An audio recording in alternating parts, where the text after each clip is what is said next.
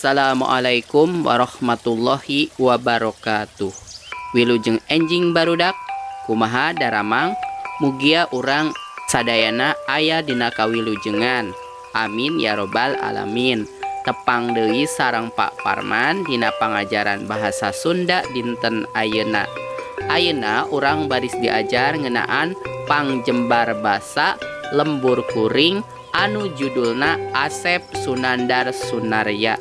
Bahasa Sunda di kelas 4 yuk diajar online. Mangga nu teu acan subscribe heula. Hatur nuhun wilujeng nyakseni.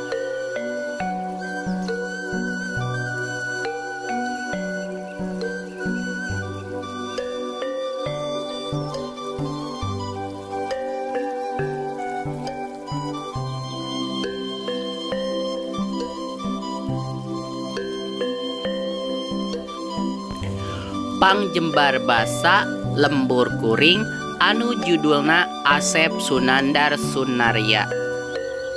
Asep Sunandar Sunarya atanapi nu kasohor ku nenehna Asep Sunarya nyaeta pituin urang Bandung.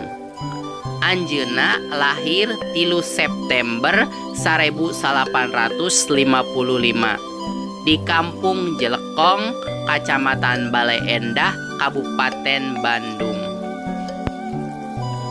Putra katujuh ti 13 putra Abah Sunarya. Ieu teh kasohor ku ngadalangna. Anjeunna pinter dina ngigilkeun wayang. Sekian, hatur nuhun. Wassalamualaikum warahmatullahi wabarakatuh.